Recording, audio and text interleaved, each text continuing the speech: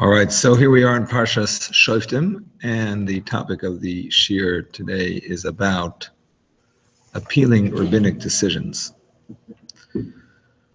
And this has to do with Parshas Shoftim, as we read in the very first pasuk, Shoftim v'shoitrim titin lecha b'chol sha'arecha, asher Hashem Elokecha noisim lecha lishvatecha. V'shoftu es ha'am mishpat tzedek. You should appoint judges and policemen in all your gates, all your areas that Hashem is giving you according to your tribes, and they should judge the people a righteous judgment. So what does it mean, lishvatecha, according to your tribes? One pshat is simple. In all the gates that Hashem is giving you, according to your tribes, every tribe has gates, has cities, has, areas, you should set up judges. Another pshat the Ramban brings is that the mentioning of the tribes is telling us that there was one person that was in charge of setting up the judicial system in every tribe. So who decided who was fit to be a judge? Who appointed the judges in every city? So Moshe Rabbeinu, of course, set it up in the desert. But how was it set up throughout the Jewish people in all generations? So the Ramban says there was a tribal leader who would go around to the cities and interview candidates and maybe test them for their smicha and dayanos and whatever it was, and they would appoint what they did in every city. But finally, another pshat the Ramban says is that every tribe had its appeals court. In addition to the courts that were in the cities, there was also the highest court of the tribe, of the Shevet. Now, the courts in the big cities already had 23, and the courts in charge of every Shevet also had 23. So it wasn't a difference in numbers, it was simply a difference in level of expertise. So if there was something that the lower courts didn't know, they would go to the higher courts. Ramban brings... People from different shvatim have a disagreement to the one who owes money? I think so. I think it's Eved Loivel Ishmael. I think it's the one who owes the money, yeah. Which is true of two different cities also. The Ramban brings, if you have two people that are in a certain city, so each one can insist they're staying in their city, they don't want to go to a different city, in general, just from one regular city to another regular city. But if either one of them says, I want to specifically go to the higher court, it's a more expert court, they have the right to do that. He doesn't address the question of whether he can appeal the decision of the lower court. Although we will see later that the Gemara says there are cases when a lower court's decision can be overruled, but that's not clear how exactly that works. Can you call somebody to the higher court? Like here you have the appeals court, you can actually call them. It's not clear exactly what system they had in place for that. But of course we know there was also the higher courts in Yerushalayim. There was a court outside the Har HaBayis, and of course there was the highest court in there was another court in the Azora. I think there were two courts, no, besides Sanhedrin? Har HaBayis, Azora, and Sanhedrin? Is that right? No? Maybe it's just the Har HaBayis and the Sanhedrin, I don't recall. But in any case, of course, the Sanhedrin was the highest court of the land, and like we read in the Parsha, that if you argue in the Sanhedrin, that was, not a very good thing. So, before we discuss the details of the fact that in some cases you're allowed to appeal a rabbinic decision, and how, and if the rabbi is allowed to rule against his fellow rabbi, we'll discuss all those details soon. But first we'll talk a little bit about David HaMelech, since this parsha also speaks about a king. and about the decisions that he made and how they were sometimes overruled. So David HaMelech says in Tehillim 86, Shomer nafshi ki chasid ani. Guard my soul, he says to Hashem, because I am a chassid. What does it mean that David HaMelech is saying he's a chassid? So the Gemara in Brachas explains that he said to Hashem, I'm not like all the other kings. All the other kings of the east and the west, the whole world, in other words, they are busy sleeping. They're not busy, they're the opposite of busy. They sleep till the third hour every day. Whereas I get up at midnight. David HaMelech had a special harp, set it up, blew at midnight. Even before midnight, it's not like he was sleeping like a mensch. He was up and down, learning, snoozing, learning, snoozing, like a horse. He never slept more than a horse, I think 60 breaths, whatever that is. But at midnight, when he would hear the harp, he would mamish get up and sing Tehillim until the morning. So he says, I'm not like all those kings. I get up at midnight to sing to you. Another pshat is, all the other kings, what do? Even when they're up? They make parties. And the parties are all to show off and for people to give them honor. But I, says David HaMelech, Yodai meluchlachos bedam uveshfir uveshilya letaher isha lebayla. What am I busy with, David HaMelech says? The big David HaMelech, the king over the entire Klal Yisrael. I'm busy examining bedika cloths. A woman has a cloth. Is it blood? Is it not blood? So I'm busy checking that. I'm busy checking the shpir and the shilya, certain amniotic sacs, miscarriages, to see if they're considered enough to make her tameya, that she cannot be with her husband. And of course, his purpose in that is latar isha lebala, to find a heter that the woman should be permissible to her husband. So the Ben Ish Chai explains what's David's purpose exactly in telling this to Hashem. I mean, Hashem already knows what he's doing. I mean, what's exactly his purpose? So the idea is that in this Tehillim, David HaMelech is basically davening to Hashem to show his enemies the truth. The year is Soinai v'Yevoishu, because the naysayers and David's antagonists used his sin with Bathsheba to try to take him down. And David was trying to daven to Hashem that they should not succeed, that he should continue to be close to Hashem and and his destiny, his dynasty should continue, and so on. And in that context, he's saying that you can see from my behavior that my sin is not truly who I am, David HaMelech was saying.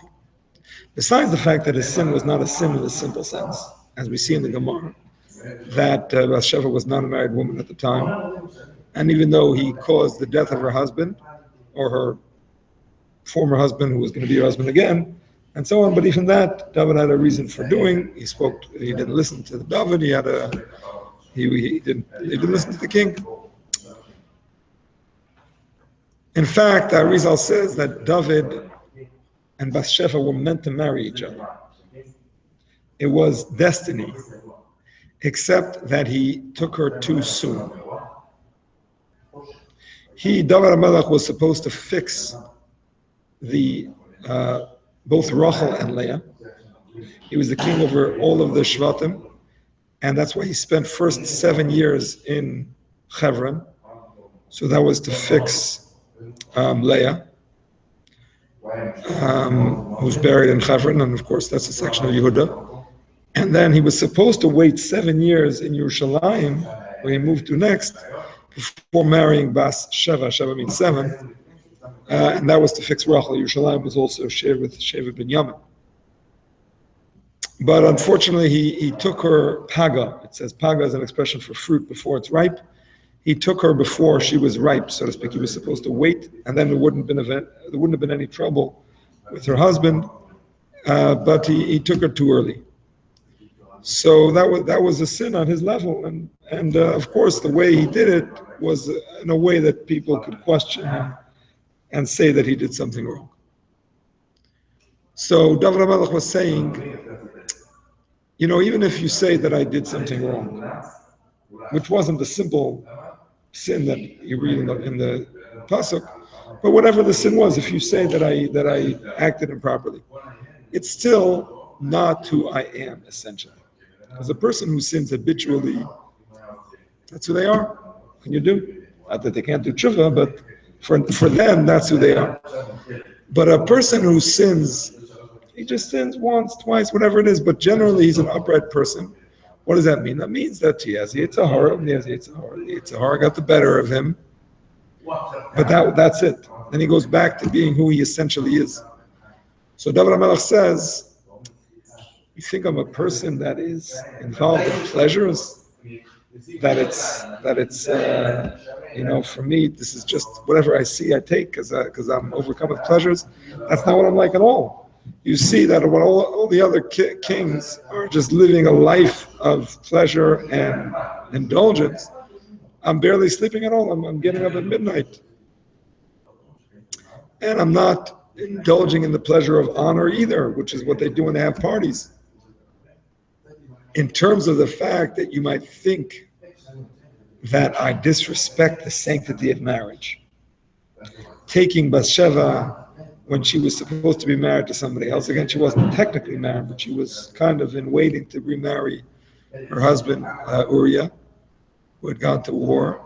So his working to bring husband and wife together, the Tar, Isha, Labaila, that was an expression of the fact that he, on the contrary, respected this institution of marriage. So this was all a tikkun for his sin or whatever his sin was.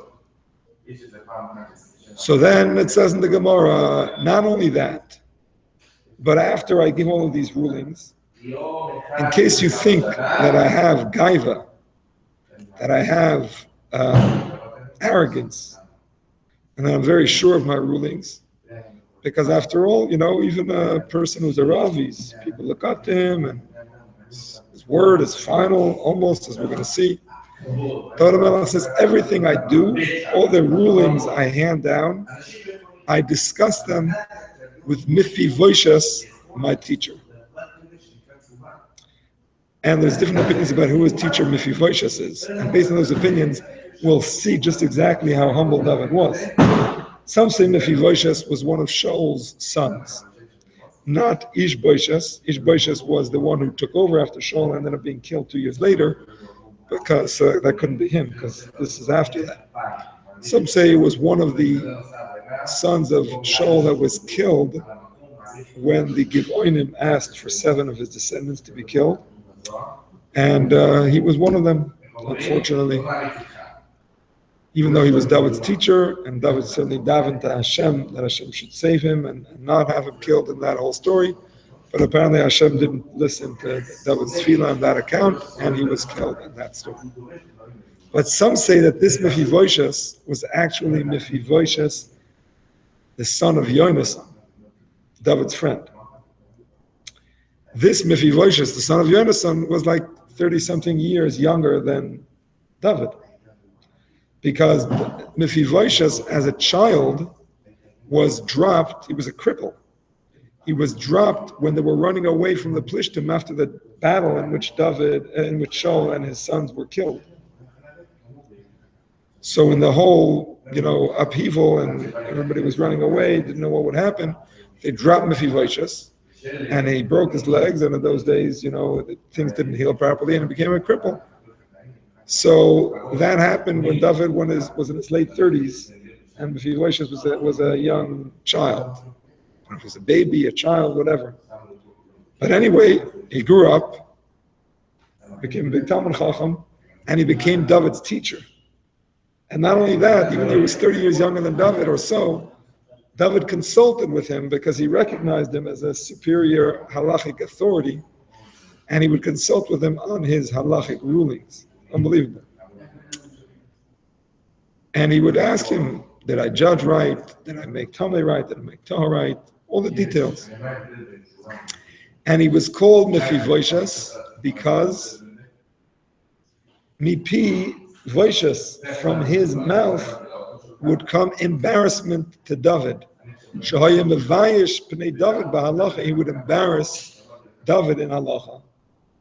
Because sometimes he would say, you're wrong, because you should have said this, you should have said that, the halacha is this, the halacha is that. And David, of course, had to retract and go back and seek out the woman. Hopefully he took her address and then tell her, I'm sorry, I made a mistake, whatever it is. Okay, so what was David's point in all of this? Saying that not only did he not have pleasure, he wasn't seeking pleasure, he didn't have arrogance either. But the Gemara says, Lefikach Zacha David, because of David's humility, he was Zoicha to have a son whose name was Kilav. Kilav is not a very well-known character, but he was one of the 4 people who had no sins. Yishai, Kilav, Amram, and Binyamin. Kilav was the son of Abigail, one of David's earlier wives. Yeah, 18. Actually, 8. 8 wives and 10 pilachim, if I'm not mistaken. All right, 8 and 10? Yeah, sounds like he was allowed to have it. No, that was his max. He had 18. He had 18. 8 and 10 pilachim. And I think the pilachim count towards the 18. How do you get a pilachim?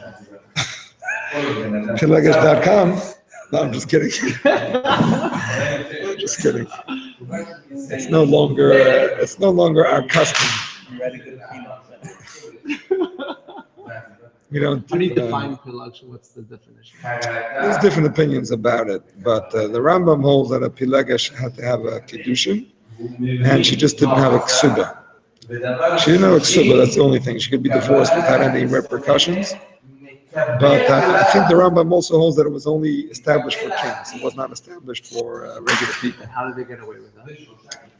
What's the rationale? Why do they institute the concept of pilagish? I don't want to go to a couple, but it's interesting. Why? Not really sure. There was a rabbi who wanted to institute it again because he felt that it would help people, kind of not sin in a worse way. Yeah. So the Yavitz actually. I used to think that it was like rogue rabbis who wanted to do it, but the Yavitz was a pretty major halachic authority, and he wrote an extensive tshuva why he felt pilagshim should be reintroduced, so that people could, What year was that? 1700s. So people could kind of, get out their sexual urges and drives in a permissible way. He held it was actually permissible. Anyway, but it's his opinion was not accepted, shall we say? And we don't do that. We stick with our wives. He wasn't excommunicated, but in this one he's an outlier. Anyway, so. Is there a place for the halachos that it's not discussed anymore?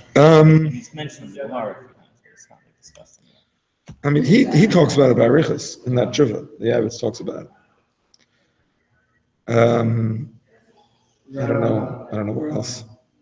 Does the Rambam have a He mentions it. I think he mentions it. Maybe in Halachas Malachim. I don't remember. He does mention it. So the point is that David HaMelech was zocha to his son Kilav, and Kilav was machlim Av.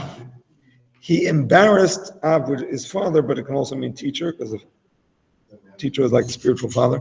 He embarrassed David's teacher because he revisited those same halachas that Mephibosheth embarrassed David about, and he turned them over on their head, and he proved that David was really right all along. Because the Gemara says, "V'Hashem imoy shahalacha kemoisai." When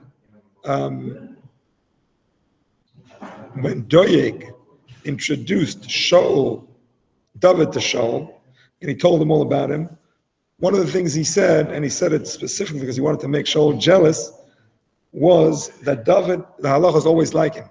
as opposed to Yushol, that it says, B'chol asher yifnei yarshia, he never got it right in halacha.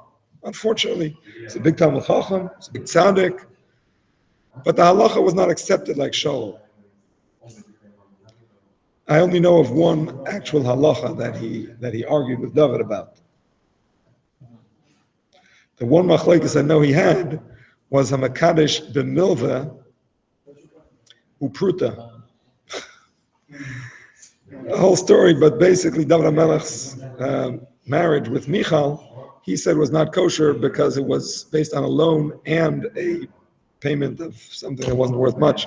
So Shaul said it's not really a kiddushin because the loan is the main thing in the woman's mind. David said no, the main thing is the pruta, is the item of value, and halacha is like David. But whatever else they argued about, the halacha was like Shaul. So Doeg said halacha is like David, and halacha was like David. Temporarily looked like David was wrong in all these areas that Mephibosheth disagreed with him, but Kilev came back and supported David.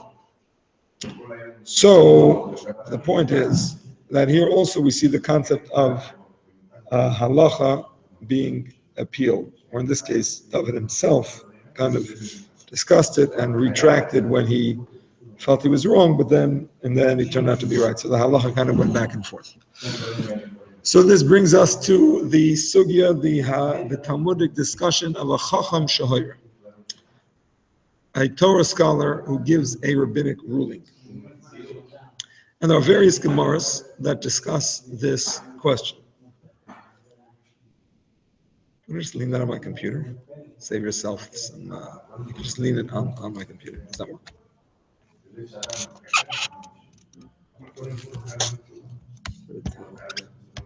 No? Doesn't work? There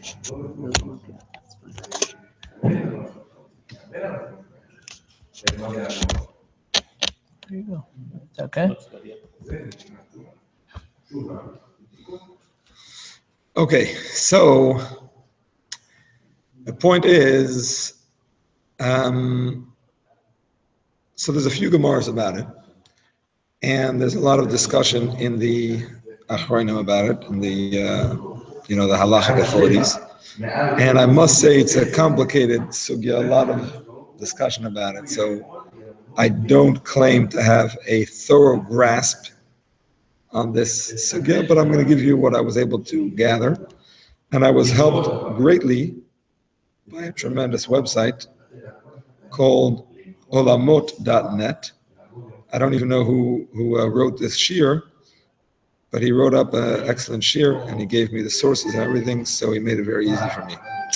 So let's start with the Gemara in the Gemara in Avodah Zarah. Hanishal chacham b'timei. We learned in a brayso, a person who asks a chacham, and the chacham declares something tamei, lo yishal chacham v'yitaher. He should not ask another chacham that perhaps it's tahor. He's not allowed. The asar, if he asks about a thing that may be forbidden, lo yishal chacham v'yitaher. He should not ask another chacham to get a heter.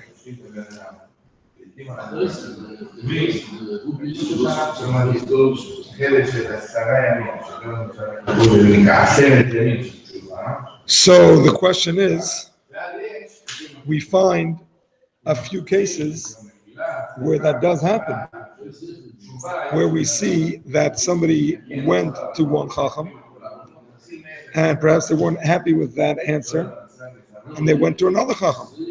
For example, the Gemara in Nida says a story with Yalta. Yalta was the wife of Rav Nachman, and she was quite a well-known woman. She knew how to learn. And she said, the story goes as follows. Yalta brought blood to Rabba Bar Bar Chana. He declared it to be tamei. She then brought it to Rav Yitzchak, the son of Rav Yehuda, and he declared it to be tahor. The Gemara says, how was he allowed to do this? It's not a question on Yalta. It's a question of Yitzchak bar Yehuda. How is he allowed to do this? When we have a brisa, Chacham Shetime ein Chaveiroi Rishai Lahata, this is a slightly different version of more or less the same concept. Here, the brisa is not talking about the Shoyel, who's the one asking the question, that he's not allowed to appeal the decision. It's talking to the second Chacham. If you know that the ruling was already handed down, that it's forbidden, you're not allowed to declare it permissible. So with the second opinion, that he knew that she already ruled one way, the other guy.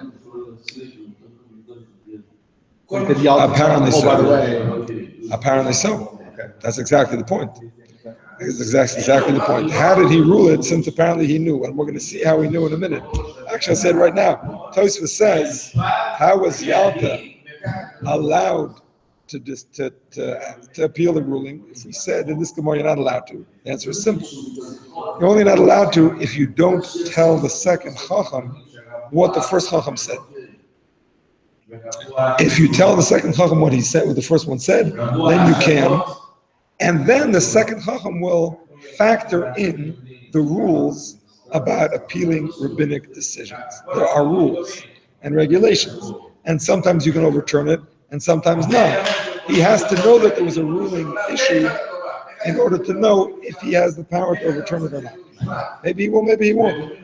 But you have to tell him. So the Gemara says that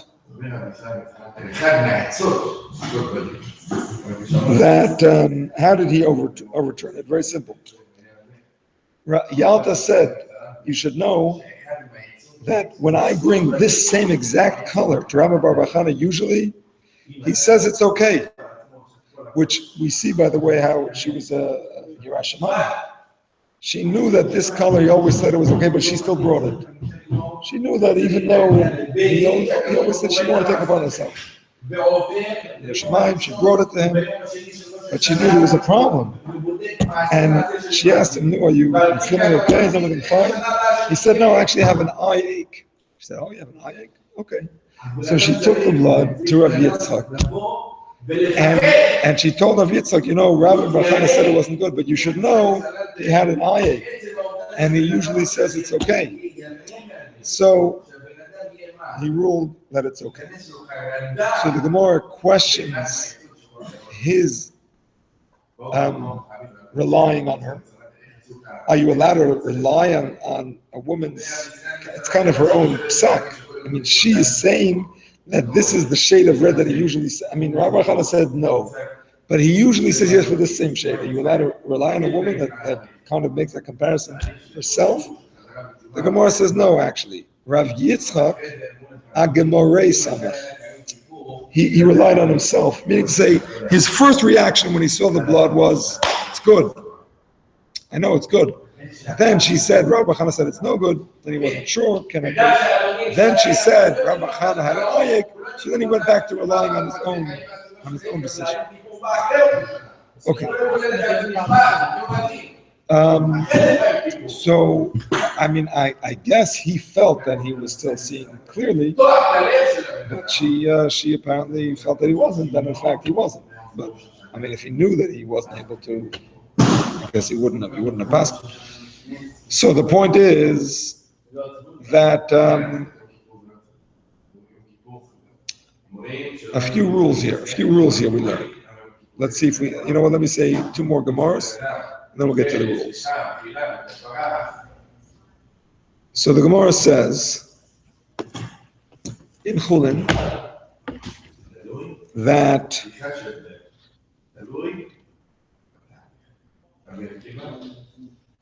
there was a cow that was brought to Rav. And Rav was checking to see if it was kosher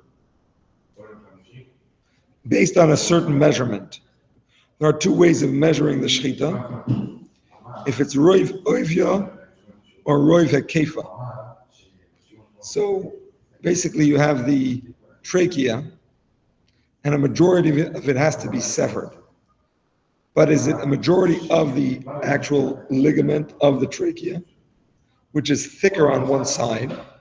So if you do a majority of that, it might not go through a majority of the inside circumference. It's a majority of the outside circumference, but not of the inside circumference. So you have a picture here. Yeah, here we have it.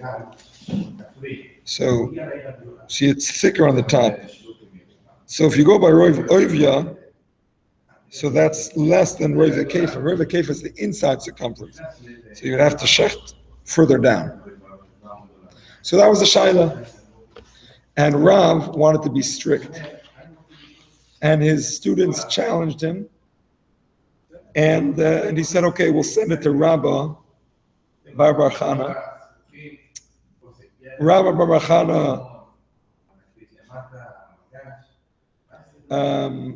permitted the animal. You know what? I think I'm telling you the wrong shot. In 1 second.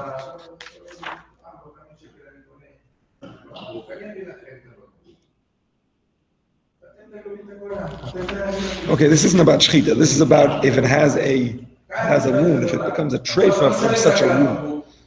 If it becomes a treifa, if it becomes non-kosher because it has a wound. So is it even a wound that severs a majority of the ligaments of the trachea, which is not the majority of the inner circumference, or does it have to sever a majority of the inner circumference? So Rav wanted to be strict, and Rav Bar Chana wanted to be lenient, was lenient. So the Gemara says, how was he able to? When Rav wanted to be strict already, so he shouldn't have the right. The answer is that Rav did not actually rule.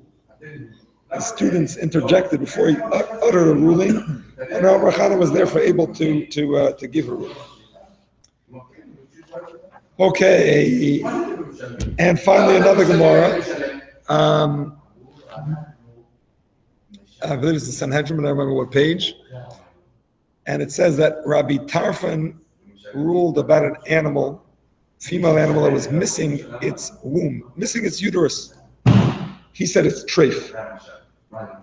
In fact, it turns out he was wrong. He was a toya b'dvar Mishnah. He made a mistake about a clear halacha. The Mishnah was not yet written, but it was an accepted halacha at that time, and he had to pay. He had to pay money to the person. The paskin was treif. They fed it to the dogs, and it was really fine. He had to pay because he rendered an incorrect ruling. So, okay, so here's the bottom line. Based on all of the Gemaras, here's how it goes. If I'm going to try to hopefully get it correct. There's two reasons for this halacha. And the two reasons will have, different rulings based on the reason for this halacha. One opinion says that the reason for this halacha, the Ran brings down the Ravid as saying the first opinion, and he himself says the second opinion. So the Ravid says that it's an issue of shavya nafshei chaticha de isur. Let me just look up this Ran and make sure I'm giving you the right shot. Give me a second. That's what the Ravid says. The Ravid says that a Rav has the power to actually.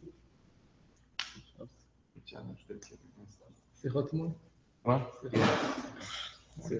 5:30.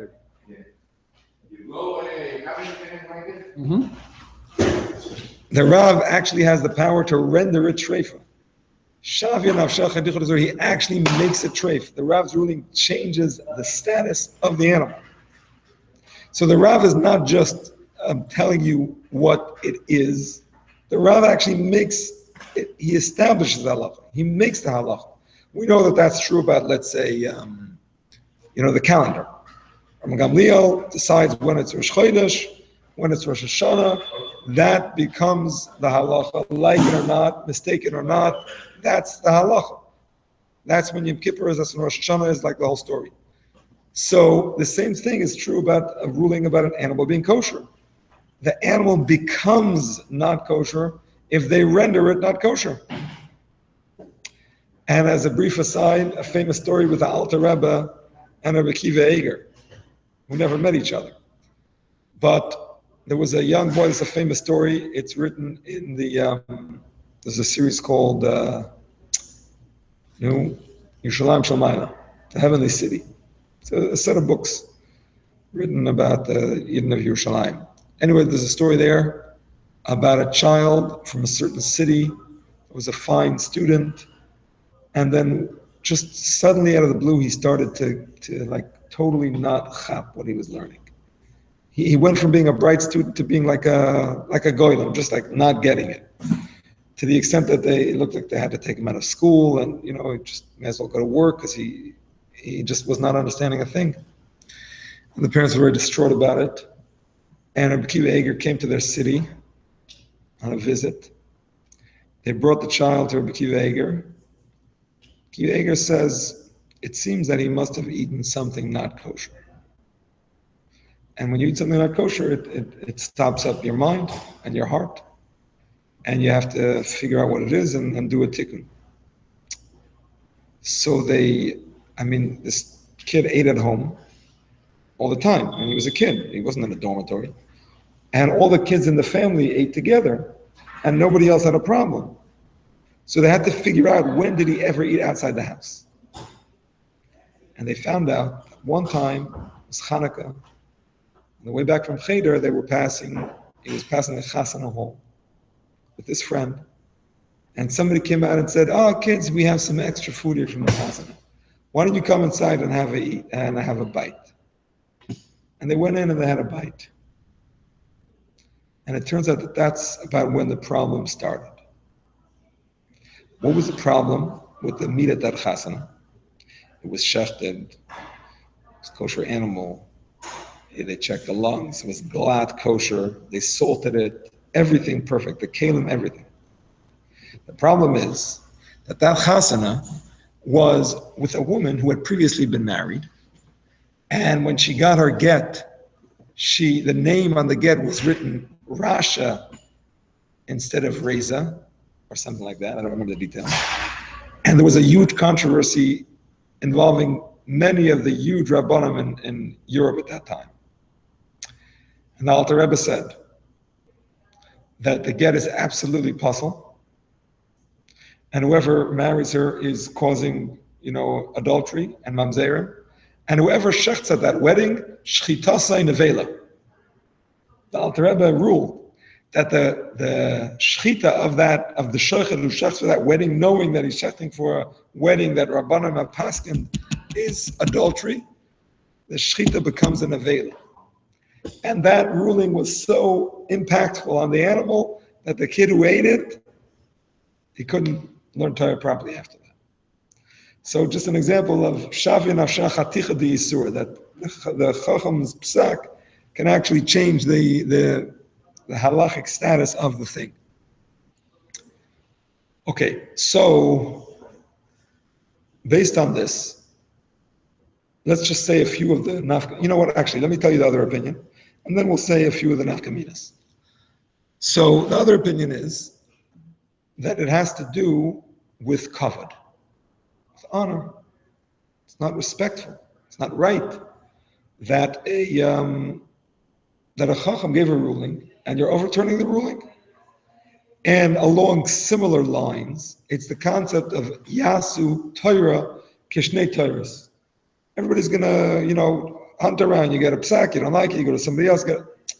That's not a respectful way for the Torah to be. You get a ruling, you accept it, even if it seems to be mistaken. That's it, you're stuck with it. So that's a slightly different version, but the Ran is the one that says the second opinion, more or less. Okay, so here comes a synopsis of the situation by a sefer called Einayim LeMishpat. Einayim LeMishpat is written by Rav Yitzchak Arieli, born in the old city of Yerushalayim. He was the mashkiach of Yeshivat Merkaz Harav. He was a big talmid of Rav Kook. Very chashuv sefer he wrote called Einayim LeMishpat. question. This is all about a specific object. It's not about the din itself. Oh, it's a good point. Yeah, At least according to the first two, it's Yeah. the Yisur. exactly. But if I have the same exact case and I Exactly. know that this Rav Paskin, I can go to a different Rav, then going to know Paskin different. Exactly. That's exactly right. That's one of the nafkaminas, he says, Oh, between the two reasons. between the two reasons. If it's because of chaticha de isura, so the ruling affects that particular meat. But the same exact shaila on a different animal, you can ask, because it hasn't been paskin yet for this animal. If, on the other hand, you say it's respect for the chacham, so at least this shayil, this person who asks, I mean, somebody else can ask, but this person who asks shouldn't ask because it's still not respectful. So I'm gonna have to move your phone. I hope it's still gonna get me in it, but I need to see my screen. Okay, so here are a few practical applications, differences, excuse me, between these opinions.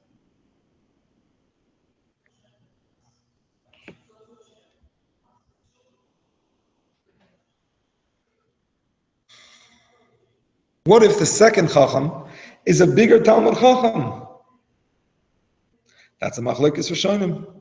Some say ein chaveroi rishai lahater. His chaver, his colleague, is not allowed to overrule it. But if he's a totally superior chacham, he's allowed. It's not respectful for a colleague to overturn his colleague's ruling, even if he thinks it's wrong. But if he's clearly on a different league, that's not a lack of respect. He is the more respected Rav, and he has the right.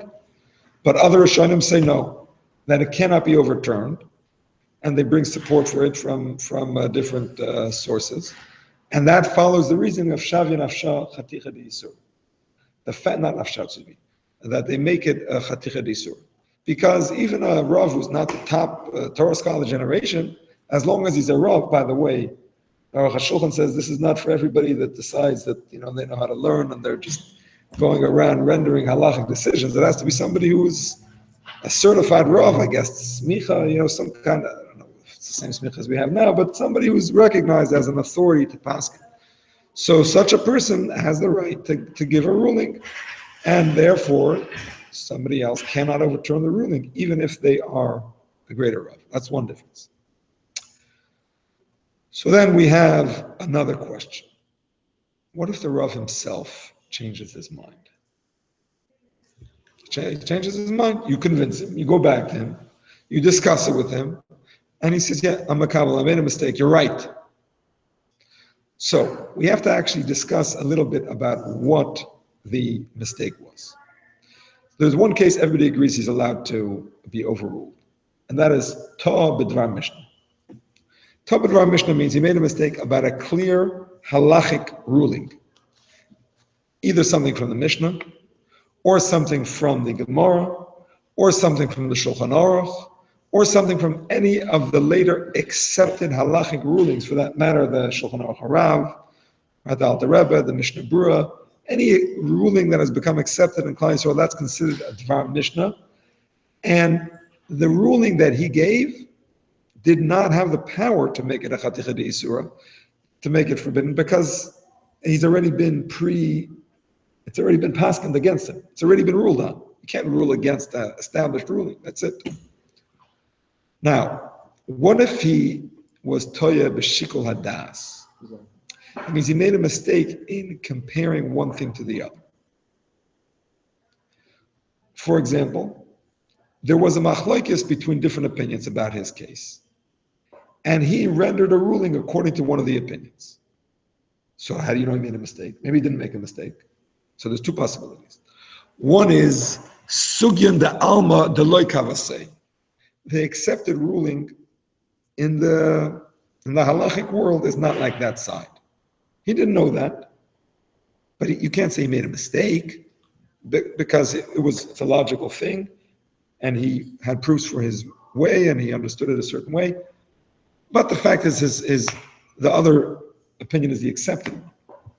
And then you have a mistake in shikul hadas, where there is no established ruling not like him, but logically, the logic seems to be correct. If you think about it with a clear head, you see there's something wrong. I have a better logic to argue the other way. So here's where the two ideas come in. If you say it's about kavod, it's about honor, so no matter why he retracts it, that's okay. I mean, he's retracting it. It's his kavod to be able to retract it. He takes it back, it's off. If you say, however, that he has the power to render it a certain way, so whenever it's shikul hadas, you have to go back and discuss it with him.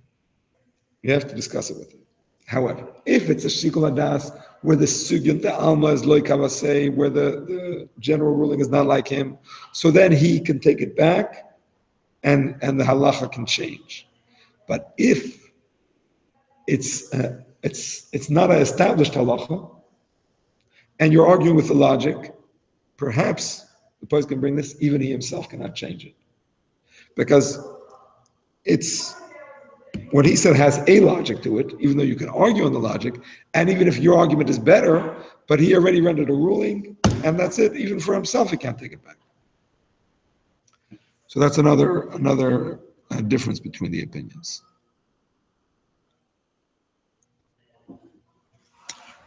What about a chacham shehitir is chaverei rishai lesser?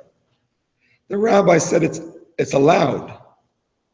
Is the other rabbi allowed to go and say it's awesome? So if the issue is shavya chaticha d'isur, he makes it forbidden. Well, you don't make something permissible. It is permissible until you make it forbidden. He didn't make it forbidden. The other Rav can make it forbidden, no matter what, whether it's a Mishnah, whether it's a shikul hadas, he can say it's forbidden.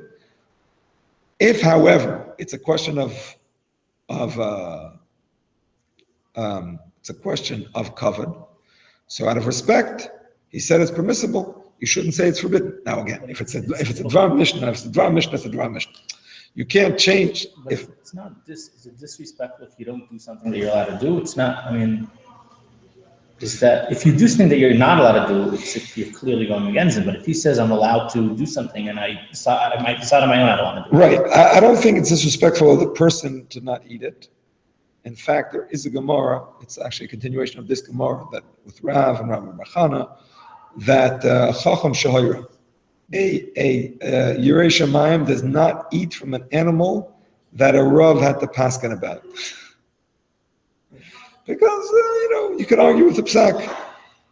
You could argue with the psak, and that's what the Gemara actually asks. Since Rav Bachana had to render a ruling, how did they eat from it? When it says that a high-level person doesn't do that.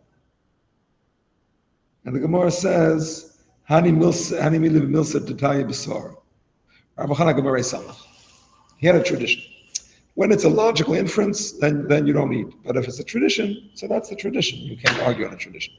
So if it's a logical inference, definitely the shoyel can be machmer. But another Rav maybe should not overrule it. Maybe, depending on the reason. So this is where the idea comes in. If you say that it's because the whole idea has to do with his establishing it as forbidden, well, you can't establish it as permissible. He said it's permissible, but you can still overturn it. But if it's covered, so maybe if it's a question of logic, you shouldn't overturn it out of respect. That's one point. But the Radvaz argues even on that. Radvaz says even if it's covered, there's no covered against Hashem. It's when it comes to covered and saying something remains forbidden, don't eat it, that you could do out of covered.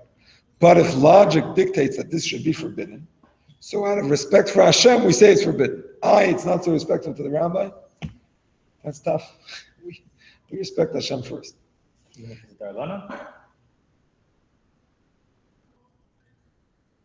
I didn't look up the Radvaz, so I don't know. I don't know.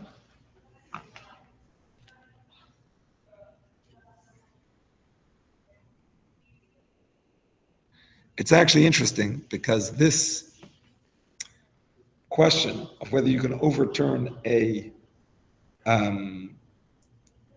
lenient decision is discussed explicitly in the Yerushalmi, but we don't know how to learn Pshat in the Yerushalmi. Because we don't know how to punctuate it.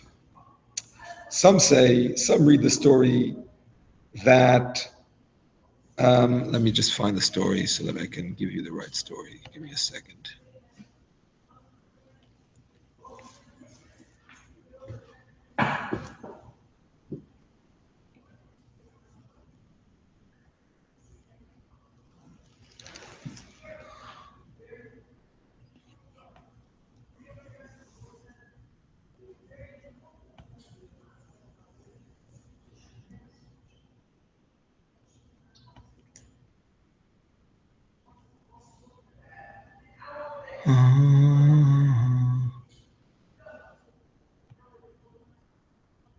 I'll just find the Yerushalmi 1 second.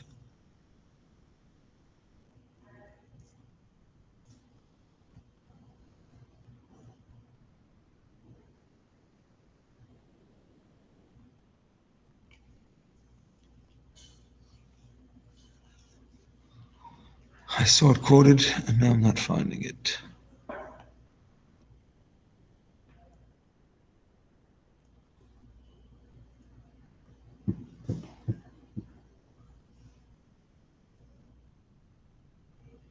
Okay, here it is. Ready? Rav Simon permitted something. Rav Ami forbade it. Rav Simon got angry. V'loichen tani. We learned otherwise. Hanishal chacham v'hitir. If a chacham was asked and he made something permissible, lo yishal chacham shema yeser. He shouldn't ask another chacham. Maybe he'll make it forbidden. Right? Sounds like you're not allowed to. However, some understand it exactly the opposite. Exactly the opposite. Here's how they understand it. The Gemara is to be read as follows. Rav Simon said it was forbidden. V'loichen tani. Did we ever learn something like that? Did we ever learn that a person who said it's forbidden, the Chacham can't say it's permissible? It's permissible, the Chacham can't say it's forbidden. We never learned something. V'loichen tani. We never learned that. There's no such price, is what it means. Not like V'loichen tani, we learned otherwise. V'loichen tani, there was never a brisa that said that it's forbidden. So, two exact opposite ways of learning the story in the Yerushalmi. So,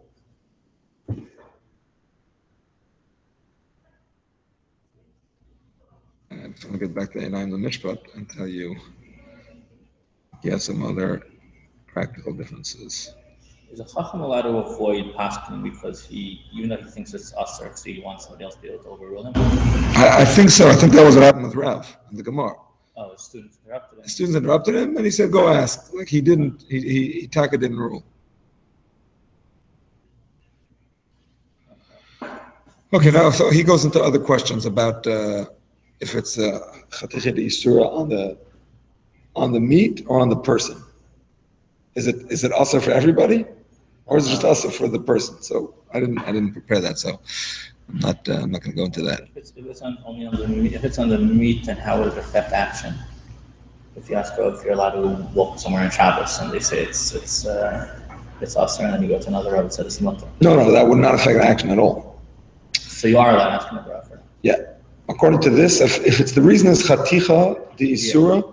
You're allowed to ask another Rav for anything that does not affect, anything that's not kosher and not kosher, basically. I mean, muktzah, not muktzah, anything that's not an object, anything that's a ruling, you're allowed to ask.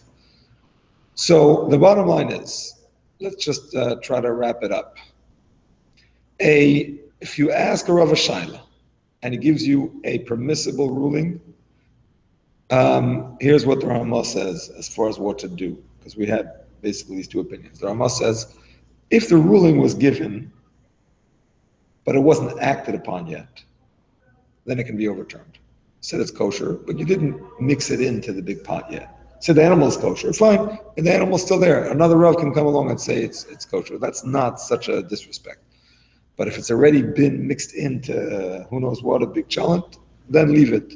Again, this is not if it's a clear mistake in a Mishnah. You could argue both ways, then you leave it. If it's a shaila, he actually brings an interesting thing here, that somebody in Bnei Brak Call the Beis Hara. You know, Bnei Brak, they have a lot of Beis Haras. You know, where you can. What's the issue? And Beis Hara is where you can call and ask any question entire. You know, halacha. You call the Beis Hara. He asked a shaila. They said it's aser. He didn't like the psak. The next day he called a different Beis Hara, and he asked the same shaila. And guess it was another line. Same Rav.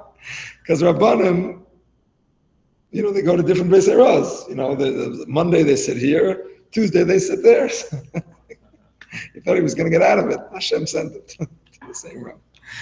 Anyway, the point is... Same Rav said two different answers? No! Of course he gave the same answer. Just, min hashamayim, he was trying to get out of it. Hashem didn't let him get out of it. Anyway, the point is that if the Rav says a psak that it's awesome, you're allowed to go to a second Rav. But you have to tell them the psak of the first Rav. With that psak, the second Rav will know how to proceed. If he feels that the first Rav made a mistake in a Mishnah, meaning to say in a clear accepted ruling, he can overturn it no problem. If it's a... If he feels that, if the first Rav made a mistake in an accepted ruling, the psak halacha of the Shulchan Aruch or of any Mishnah Berurah, any clear accepted ruling by the Jewish people, he made a mistake, he forgot it, it can happen.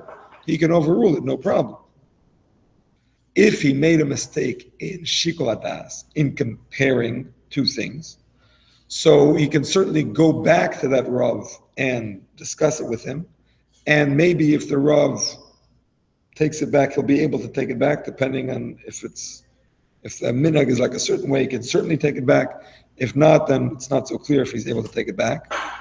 And then there's the other possibility of the second Rav being a much greater Rav.